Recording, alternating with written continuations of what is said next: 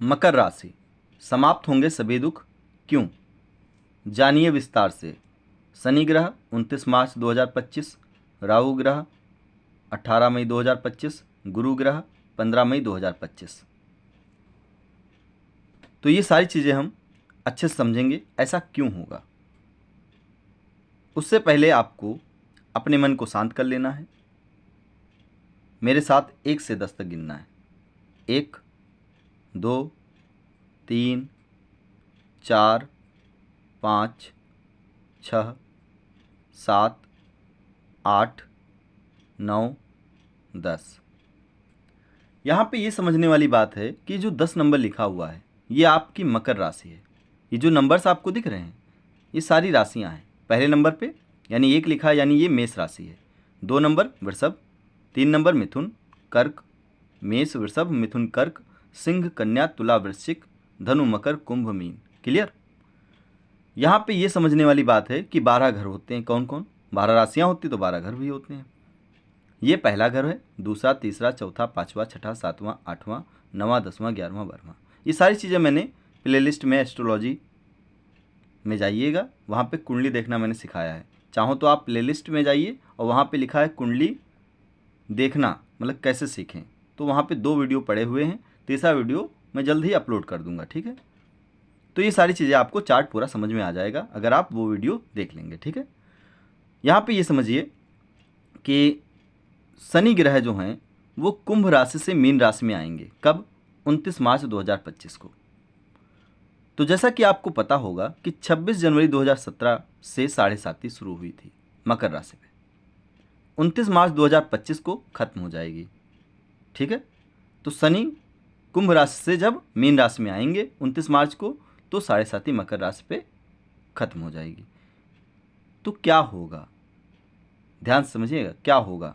तो जीवन में स्थिरता आएगी, आध्यात्मिक ज्ञान में आपको रुचि आने लगेगी। मतलब आप जो हैं पहले शायद भगवान पे भरोसा ना करते हों, लेकिन इन साढ़े साती के दौरान आपने ईश्वर पे भरोसा करना सीख लिया होगा। लोगों से भरोसा तो उठ गया होगा। समझ गए? ठीक। क्योंकि क्या करता है शनिदेव? शनिदेव क्या करते हैं? आपको अकेले करते हैं, अकेला कर देते हैं बिल्कुल। रिश्तेदार ज़्यादातर आपसे दूर हो गए होंगे। आप रिश्ते संभालने की कोशिश तो कर रहे होंगे लेकिन संभलते नहीं होंगे। विवाह में देरी हुई होगी, काम बनते बनते बिगड़ गए होंगे। समझ गए? ऐसी हालत हो गई होगी। लेकिन अब सुधार होगा, कोई कर्ज नहीं रहेगा, घर का माहौल खुश रहे, खुशहाल जैसा होगा, सारी चीज़ें अच्छी, धन लाभ के योग बनेंगे, नए नए रास्ते खुलेंगे, नौकरी लगेगी, विवाह होगा, ये सारी चीज़ें होंगी। क्योंकि अब शनि की साढ़े साती खत्म हो रही है। लेकिन यहाँ पे एक थोड़ा सा बेसिक पॉइंट है, ये समझिए। 2 राशियां हैं केवल। कौन कौन सी? कुंभ और मकर। ये दरअसल पहले से ही इसलिए लिखा हुआ है, मैं दरअसल पिछला वीडियो अभी रिकॉर्ड किया था। ठीक है? तो उसमें इसमें समझाया था, रिकॉर्ड किया था, तो उसमें आवाज़ क्लियर नहीं आ रही थी, इसलिए मैं दोबारा रिकॉर्ड कर रहा हूँ। क्लियर? ठीक है। तो यहाँ पे समझिए, कुंभ और मकर 2 राशियां हैं जिसके स्वामी कौन है? शनिदेव। ठीक है? तो शनिदेव जब स्वामी हैं तो समझ जाना चाहिए कि आपको स्वामी को तो खुश करना ही पड़ेगा। आप यदि ये सोच रहे हैं कि साढ़े साती खत्म हो जाएगी, मेरा जीवन बहुत अच्छा हो जाएगा, ऐसा नहीं है। प्रभाव तो कम होगा लेकिन स्वामी हैं, कभी नहीं छोड़ेंगे आपको, मकर और कुंभ राशि को। तो कुल मिला के आपको इन्हें खुश करना है। क्या करना है आपको? काली चींटियों को रोजाना गुड़ खिलाना है। और क्या करना है? प्रत्येक शनिवार को पीपल वृक्ष के नीचे सरसों के तेल का दीपक जलाइए। सरसों के तेल को चढ़ाना भी है आपको। शनिवार का व्रत अगर रख सकते हो तो रखिए। प्रत्येक शनिवार को हनुमान चालीसा के साथ साथ संकट मोचन हनुमाष्टक का पाठ जरूर कीजिए। इतना काम कीजिए। और भी उपाय होते हैं लेकिन वो सब करने की ज़रूरत नहीं है। क्यों? क्योंकि साढ़े साती खत्म हो गई है अब।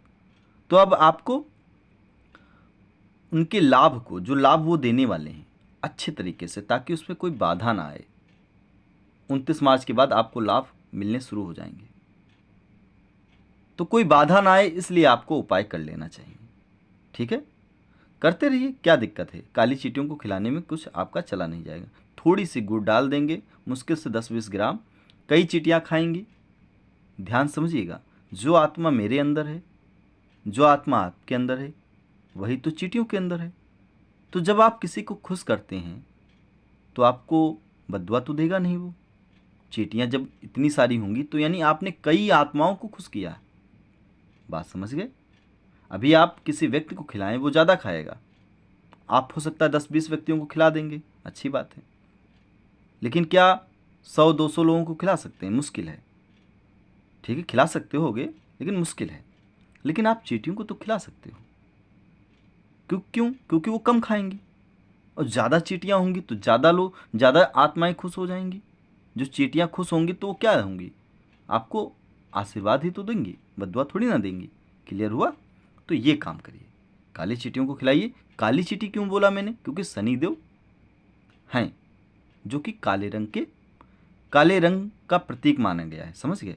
शनिदेव को कभी भी सामने से ना देखा करिए, उनकी नज़रों को नहीं देखना है तुम्हें। ठीक है, हमेशा शनिदेव की मूर्ति तिरछी होती है। कई मंदिरों में सामने होती है लेकिन नहीं रखनी चाहिए, तिरछी मूर्ति को रखना चाहिए। ठीक है, तो यहाँ पे ये समझ गए, क्योंकि उनकी नज़रों में नज़र नहीं मिलानी है आपको। इतना काम कीजिए। और शनिदेव अगर आपके कमज़ोर हैं तो कुछ ना कुछ आपको उसके लक्षण आपको देखने को मिलते होंगे। हर काम में आपको देरी नज़र आती होगी, और 7.5 में तो आपका कल्याण अच्छे से हो गया होगा। शनिदेव अगर कमज़ोर हैं तो मतलब कल्याण हुआ सबका है। कल्याण का मतलब यहाँ पे दुख की बात हो रही है। दुख मिला है, कुछ लोगों को तो इतना मिला है कि बर्बाद ही हो गए हैं। उनका शनि कमज़ोर है कुंडली में, उन्होंने उपाय तो किया नहीं होगा। उपाय करना जरूरी है। आप जब कर्म करते हैं ना तो कर्म फल तय हो जाता है। आप ये जो उपाय मैंने बताया है, आप ये केवल 1 महीने कीजिए, आपको रिजल्ट तुरंत मिलेगा। आपको कुछ ना कुछ चेंजेस जरूर नजर आते दिखेंगे। आपकी जो 1 महीने पहले की लाइफ थी, और जब आप ये काम करेंगे 1 महीने बाद आप देखेंगे, तब देखेंगे कि क्या हुआ, मैं बदल गया, मैं खुद बदल गया, ऐसा लगेगा आपको। ठीक है, कर्म बदलिए, फायदा मिलेगा। आप जो करते आ रहे हैं इसी वजह से आप पीछे हैं। समझ गए? कुछ एक्स्ट्रा कर्म कीजिए। दूसरी बात, आपको एक ग्रह और खुश करना पड़ेगा, राहु। कलयुग का सबसे महत्वपूर्ण ग्रह, जो व्यक्ति को रंक से राजा बना सकता है, रंक से राजा बना सकता है। वीडियो थोड़ा लंबा होगा क्योंकि मैं चर्चा थोड़ा सा विस्तार से करता हूँ। ठीक है, तो राहु जो है रंक से राजा बना सकता है। राहु ग्रह के बारे में कहा गया है कि हिंदू धर्म में राहु ग्रह को अशुभ माना जाता है। राहु 27 नक्षत्रों में से आद्रा, स्वाति और शतभिषा नक्षत्रों का स्वामी होता है। राहु ग्रह की वजह से तुमने सुना भी होगा, दिन में एक ऐसा समय आता है जिसे हम राहु काल कहते हैं, जिसमें कोई भी शुभ काम नहीं किया जाता है। समझ सकते हो कितना इंपॉर्टेंट है ये राहु ग्रह। क्या होता है राहु ग्रह, है कौन आखिर? तो जैसा कि आप जानते होंगे, नहीं पता तो सुन लीजिए। मैंने पिछले वीडियो में नहीं, शायद मिथुन राशि जब वह वीडियो बनाया था तो उसमें बताया था मैंने। तो स्वर भानु नामक एक राक्षस था। स्वर भानु, क्या नाम था? स्वर भानु। थोड़ा सा सुन लीजिए क्योंकि जानकारी होना जरूरी है, क्योंकि कोई पूछ बैठे तो आप बता दोगे तो सामने वाला खुश भी हो जाएगा। ठीक है, स्वर भानु राक्षस था, तो उसने क्या किया था? अमृत पी लिया था। देवता का वेश धर लिया था उसने, और देवताओं की लाइन में लग गया था। देवताओं का वेश धर के देवताओं की लाइन में लग गया था। ठीक है, तो इसने जैसे ही अमृत पिया, सूर्य और चंद्रमा ने शिकायत कर दी। सूर्य और चंद्रदेव ने मोहिनी रूप धरे विष्णु भगवान से शिकायत कर दी। तो जब शिकायत कर दी तो विष्णु भगवान ने क्या किया? जो मोहिनी रूप धरे हुए थे, उन्होंने सुदर्शन चक्र चला दिया। अब जब सुदर्शन चक्र छोड़ दिया तो इस स्वर भानु की गर्दन कट गई। तो जो सिर वाला हिस्सा है वो राहु हो गया, और जो नीचे यानी जो बचा हुआ शरीर था वो क्या हो गया? केतु। क्लियर। तो कुल मिला के जो सिर है राहु है। जिनका राहु अच्छा होता है ना, वो काफ़ी बुद्धिमान होते हैं, चालाक होते हैं, अपनी मतलब अपने बारे में ज़्यादा सोचते हैं, समझ रहे हो, अपनी सिक्योरिटी बनाएंगे, अपने परिवार को देखेंगे ऐसे लोग ज़्यादातर, समझ गए।